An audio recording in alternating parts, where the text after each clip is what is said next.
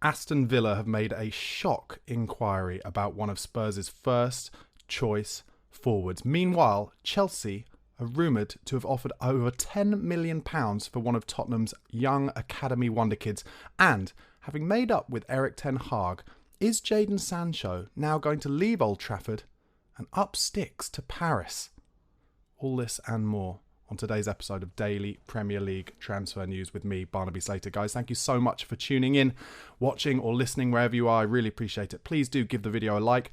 Press subscribe. I'm on my way towards 10,000 subscribers, getting closer.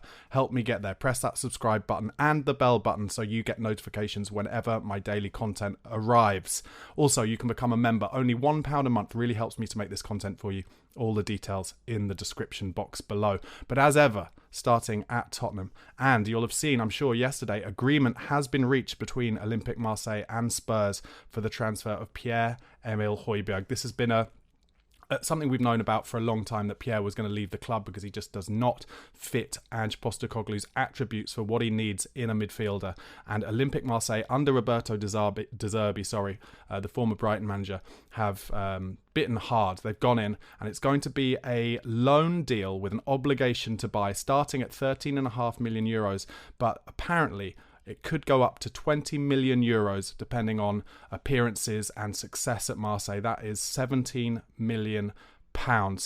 So how do you feel about Pierre-Emile Hojbjerg leaving the club? What do you think about his career at Spurs overall? I think he was a perfect signing back in the day under Jose Mourinho. He was a good signing for someone like Nuno when he was there as well, and he was obviously a bit of a stalwart in the team for Antonio Conte. But once Tottenham decided to pivot again and go back to playing the Tottenham way, to dare is to do, front foot, looking to attack all the time, looking to get the ball from your goalkeeper and from your centre-backs in midfield on the half-turn and make things happen, little triangles, 1 and 2 touch stuff. Unfortunately for Pierre-Emile Hojbjerg, who is an excellent player in my opinion, it's just not quite the right fit, and I think he will do well at a club like Marseille, where maybe there's a little bit more time on the ball. What I would say, though, is under De Zerbi, obviously we all saw how De Zerbi played his football at Brighton. He will be expected to play 1 and 2 touch stuff and get it on the half-turn as well. So I wonder if De Zerbi will play him a little further forward, just like he does for Denmark. When he plays for Denmark, he was their player of the Euros, and I think he's won their player of the year a few times as well.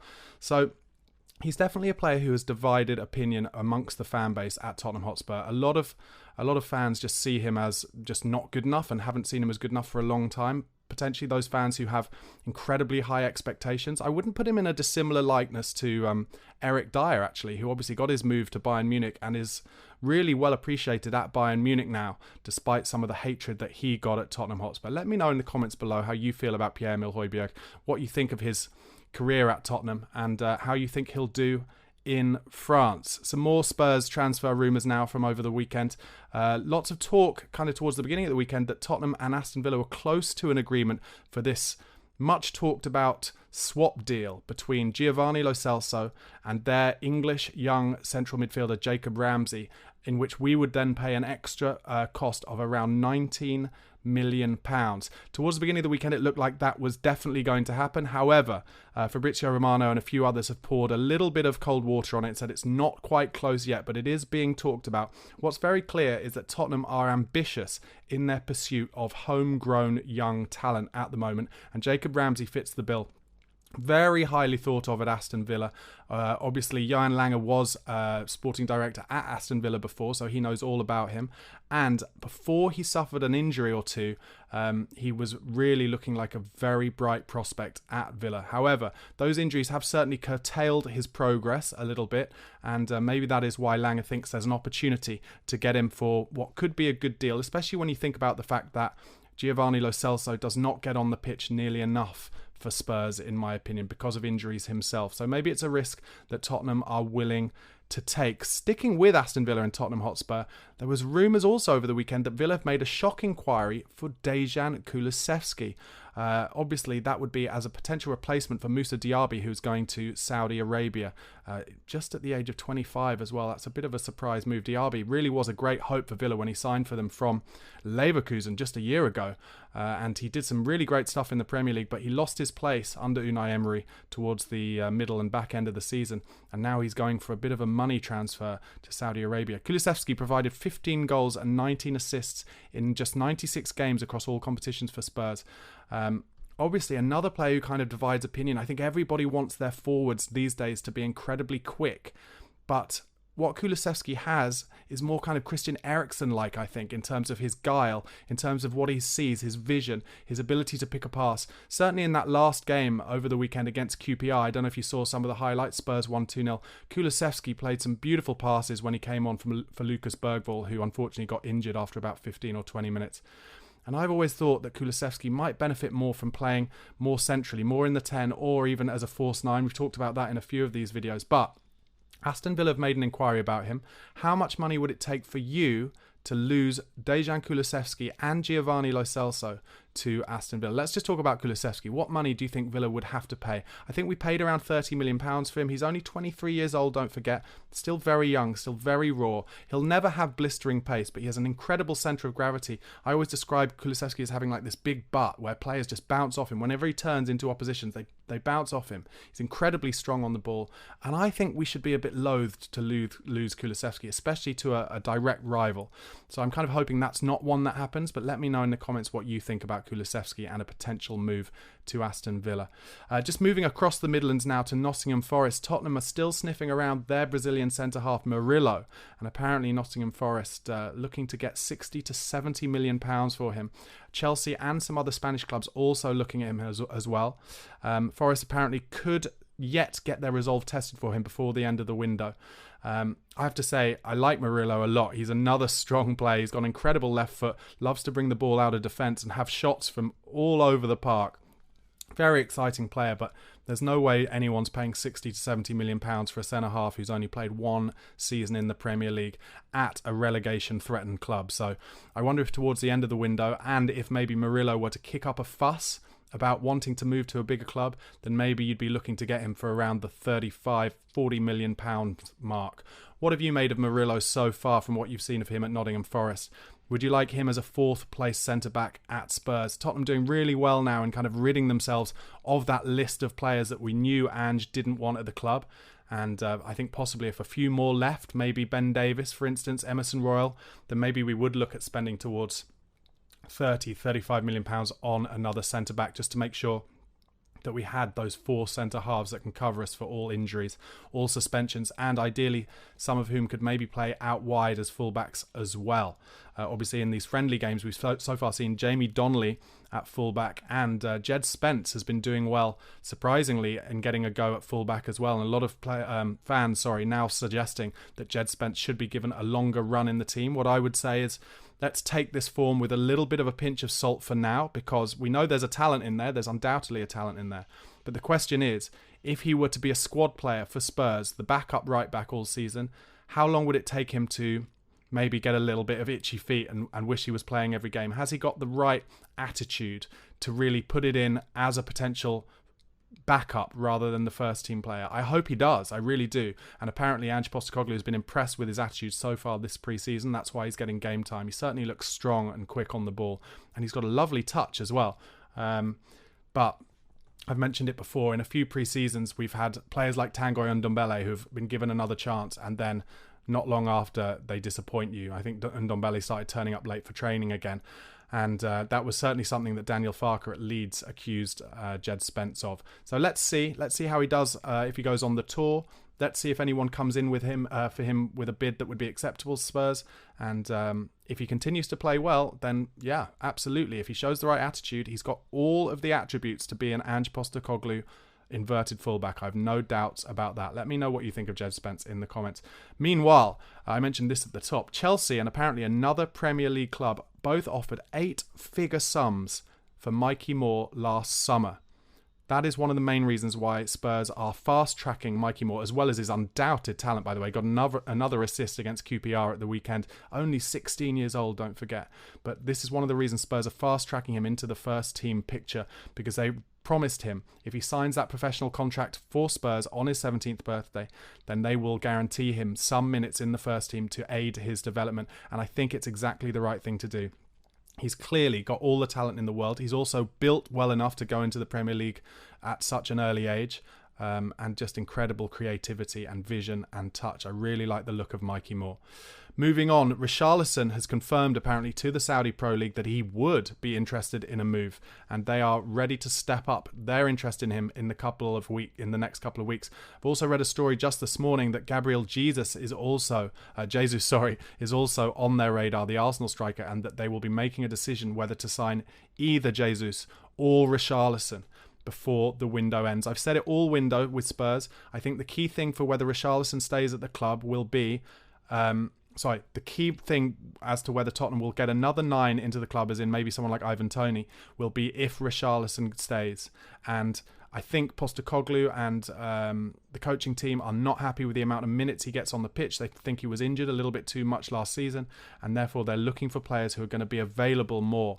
And if they can get the money that they paid for Richarlison, and it sounds like Saudi may be willing to pay that, then I think they would maybe go to Brentford and potentially pay upwards of 40-45 million pounds. There's a bit more to talk about Toney later in this episode.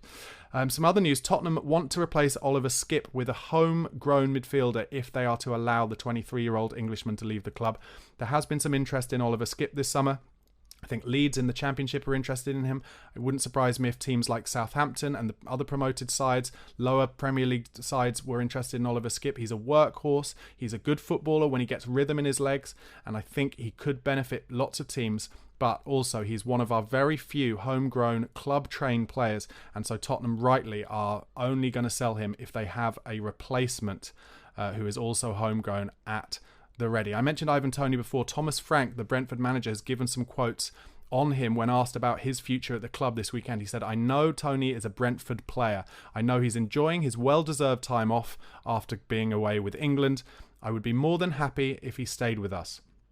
He's a goal scorer, and that's very good to have him in your team. So if you want to buy him, it's expensive." Now that reminds me of exactly the kind of quotes that Thomas Frank was making last summer about David Raya when Tottenham were interested in the Brentford goalkeeper David Raya, and he ended up going to Arsenal on a loan with an option that has been secured this summer. So Thomas Frank, I think, knows that Toney is going to leave. He's been told that Toney wants to leave, and they want to get as much money as possible.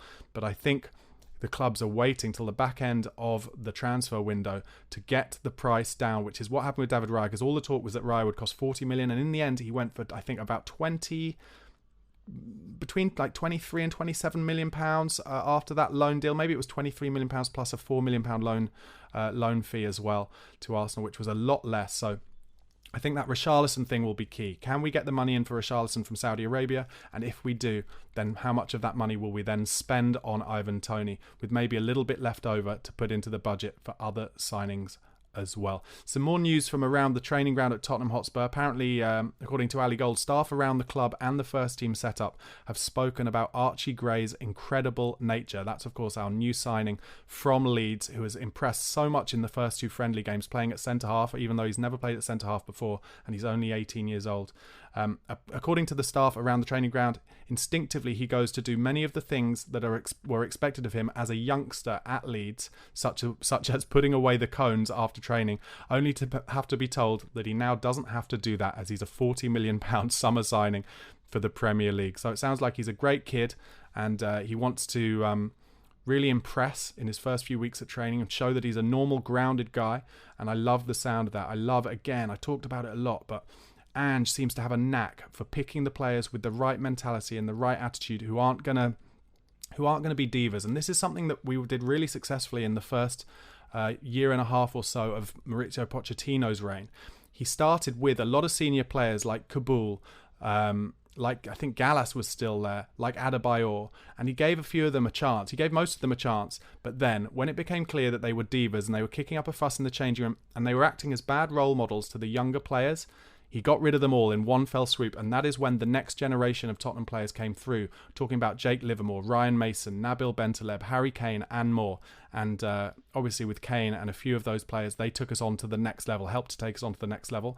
And I'm hopeful that a lot of these signings that Tottenham have made alongside some of these academy players who we have coming through, the likes of Mikey Moore, the likes of Alfie Dorrington, that we can really have this young, strong togetherness and mentality that can take us to the next level now, which, having finished 5th last season, would be into the Champions League and, of course, challenging for trophies. Okay, onwards, a bit more about Archie Gray. Actually, apparently, according to The Athletic, Daniel Levy played a key role in the signing of Archie Gray, joining Johan Lange in what was weeks-long talks before a breakthrough was made. So, as ever, and I know this will boil the piss of a lot of you, frankly, Daniel Levy, again, seen as a very key negotiator when trying to get deals over the line. I mentioned, obviously, the friendlies we've had. Mikey Moore got an assist and a goal. He got a goal in the previous friendly at Hearts, and some quotes have come from him this weekend about scoring at Hearts. He said, "To score my first goal, even though it was in a pre-season game, was probably the best feeling I've had so far. And to score in front of the fans as well, it was unreal. The little dribble and finish, it's what I've been doing in the academy. So I just wanted to keep doing what I've been doing. Even though it was a pre-season game, it meant everything to me." He was then asked about how he felt about the fans singing his name. He said, "That was just incredible. You don't expect it, especially when you're just coming into the team. But I really appreciate all the fans doing it. So I want to say thanks to them, really. It's been different coming into a first-team environment, but it's been really good. I've learned a lot over the time I've had so far, and hopefully I can just keep going. It's been tough in the last couple of weeks. Pre-season is always tough. But it's been a good experience getting settled in, and I'm just excited for what's to come." Well, I have to say, I'm very excited about Mikey Moore. I mentioned a little bit about him earlier, but what Spurs haven't had for a long time is an academy prospect where all the hype has been there. I remember 20 years or so ago, there was a player who all the hype about him in the academy, a kid called Phil Eiffel. And they said for sure, everyone said he was for sure going to be the next big thing, but it never quite happened for him. He never quite built up enough to be strong enough in the first team. But with Mikey Moore, I feel like for the first time in a long time, we could have someone from the academy who's everyone's talked about, and then he could actually kind of really do it. By which I mean almost similar to what happened with Wayne Rooney at Everton. Everybody knew about Rooney. They'd seen what he'd done in the FA Youth Cup final against Spurs at White Hart Lane, actually. And when he started getting minutes in the first team in the Premier League, he straight away scored that wonder goal at Goodison Park against David Seaman, against Arsenal. And he was a star straight away. And I think Moore has the capacity, if we manage his minutes correctly, if we give him chances at the right time and make sure he doesn't get ahead of himself, keeps grounded, that he could be the first academy player we've had for a while who lives up to the hype. Now, I know what a lot of you are thinking. Well, what about Harry Kane? But what I'm saying is Harry Kane was actually not expected to really make it at Spurs. You know, he went out on a lot of loans. He was thought of as a good finish, but no one thought he had the pace to really make it at Premier League level. And it was only down to Harry Kane's kind of unique single-mindedness and blinkeredness to make it himself that he really forced himself through. And even that took the help of Tim Sherwood as well, who gets a lot of a big bad rep because of what he did with his gilet on the touchline for Spurs as a bit of a joke kind of caretaker manager. But one thing he did do was bring through those players. And I'm not sure a lot of other managers would have had the strength and courage to do that. But I'm hopeful that Big Ange Postecoglou, he'll keep seeing what Mikey Moore is capable of and start getting him into the side in the Premier League. Okay, moving on. Apparently, Radu Dragusin is going to be back soon from his holiday post the Euros, and he's likely to participate in Spurs' tour of Asia following that rest. Some of the others that could follow him a little later is Mickey van der Ven and Vicario, because they didn't get too much football at the tournament, even though they were there training all the time. That's according to Alice de Gold. Some kind of more academy news. Tottenham have won the race to sign West Ham's talented attacking midfielder and winger Kieran Thompson. He's a young academy player. Apparently all of the other big six were interested. So that's really fascinating stuff as well. I've talked a lot about how Spurs are now investing in the academy like they never have before. And to be able to get players in when other academies, kind of big six academies, are interested is very new for us. And then some final Tottenham news. Former FC Bayern head of academy scouting Max Legat has joined Tottenham as their first team scout. Spurs, similar to what I just said, trying to build a world-class scouting and insights department under Johan Lange. So that's some more appointments, exciting stuff from Tottenham. I'm going to move on now into some more general Premier League and wider, further afield transfer news. Starting at Old Trafford, Man United are hopeful now of beating Bayern Munich and Leipzig to the signing of Paris Saint-Germain's Netherlands winger Xavi Simons. Simons due to make a choice soon as to where he's going to go. Obviously one of the most exciting attacking talents at the Euros, and a lot of clubs interested in him, but Man United hopeful of getting him through the door. They've obviously started making signings. There's been a lot of talk this weekend about United have a bit of a shortfall when it comes to profit and sustainability rules, and are going to have to make up a lot of money potentially before the next deadline for that. But meanwhile, they're looking to add more players. Manuel Ugarte has reached an agreement with Man United over the weekend. That is the Paris Saint-Germain players, but the two clubs aren't aligned yet on fee. Paris Saint-Germain want £59 million for him, which United, under Jim Ratcliffe and Ineos, don't want to pay that. They are instead considering a loan with an option to buy. Some news I mentioned at the top that's just come out this morning. Paris Saint-Germain have agreed or on the verge of an agreement on personal terms with Jadon Sancho, and Sancho is very interested in potentially moving to the Parc des Princes, apparently. Now that's intriguing because obviously he's made up with Erik Ten Hag. Ten Hag has talked about how mistakes can be made and he's going to get another chance, and I think United fans were starting to be excited at the possibility of Jadon Sancho playing for them in the Premier League this season, but now he's had his head turned by Paris Saint-Germain. So maybe what I mentioned earlier about Man United needing to make up a shortfall in terms of money coming in, maybe they'll look to try and get 65 or 70 million for Jadon Sancho from Paris Saint-Germain. But I wonder how that has a knock-on effect on Marcus Rashford, who was being linked with replacing Mbappe at Paris Saint-Germain as well. Meanwhile, Antony, who's really not done much since he moved for, I think, £80 million from Ajax to Man United. Reports are emerging that he will be allowed to leave Man United on loan this summer if a club are willing to pay the Brazilian £70,000 a week salary. I can't see any Premier League club going in for that, but be interesting to see if anybody from abroad does. Over the weekend, it came out that Liverpool apparently interested in Adrien Rabiot and have made contact with him. Meanwhile, Kevin De Bruyne apparently agreed personal terms with Al Ittihad in Saudi Arabia. That's according to Mail Sport. I don't know. He's talked a little bit about having enough money, Kevin De Bruyne, and still wanting to play. So I think that'll all come down to whether he and Pep Guardiola still think he has the legs to play enough in the Premier League to make it worthwhile. When I say the legs, he's not a pace merchant. He's just a genius on the ball. So he doesn't need the pace of legs. What I mean is, will he get enough minutes on the pitch because of injuries? Unfortunately, Arsenal and Bologna have now reached an agreement for Riccardo Calafiori, their centre-half, who's going to come in to Arsenal. The fee is €40 million plus €5 million in add-ons and a sell-on clause. Basel and Bologna just need to agree a 50% sell-on payment clause, or the terms to that payment clause, because Basel had that 50% in their deal when they sold Calafiori to Bologna. I say unfortunately because Tottenham were earlier this summer interested in Calafiori, but I think once Arsenal came in, that was the decision he made. I talked last week about how West Ham had gone in for a loan with obligation deal for Jean-Claire Todibo, but now Newcastle are looking to hijack it, and I've also seen elsewhere that some foreign clubs are coming in. It doesn't look really like Todibo wants to go to West Ham. Paul Mitchell, who is Tottenham's ex-sporting director, of course, and now the sporting director at Newcastle, he has gone to talk to Todibo. And as I've mentioned before, Paul Mitchell does love signing a player from France. Chelsea apparently interested in signing Andreas Pereira from Fulham, willing to pay £35 million. Man United have a 20% sell-on clause for Pereira. I also saw some rumours that Tottenham are interested in him as well. I don't see that as likely, but who knows? Chelsea obviously willing to pay anything for anyone at this point. Back to West Ham, they are eyeing a move for the former Chelsea defender and Milan centre-half Fikayo Tomori, with their shock approach that I mentioned last Friday for N'Golo Kante now in doubt because Al Ittihad in Saudi Arabia do not want to let him go. Big news from Goodison Park back end of last week, which is that their kind of saviour deal to buy the club with the Friedkin Group is over. They will not be progressing with the purchase of the club. And from a lot of the people I've been talking about, I've got quite a few friends and family who are Everton fans. They are very afraid about the future of the club. Interestingly, Everton have been spending money this summer, which must be the money that they've got in for the broadcast deal. But they really need a buyer. They've had a lot of trouble, and they've obviously got the new stadium build still ongoing. They owe a lot of money on that. They owe a lot of money to their former owner, Mashiri.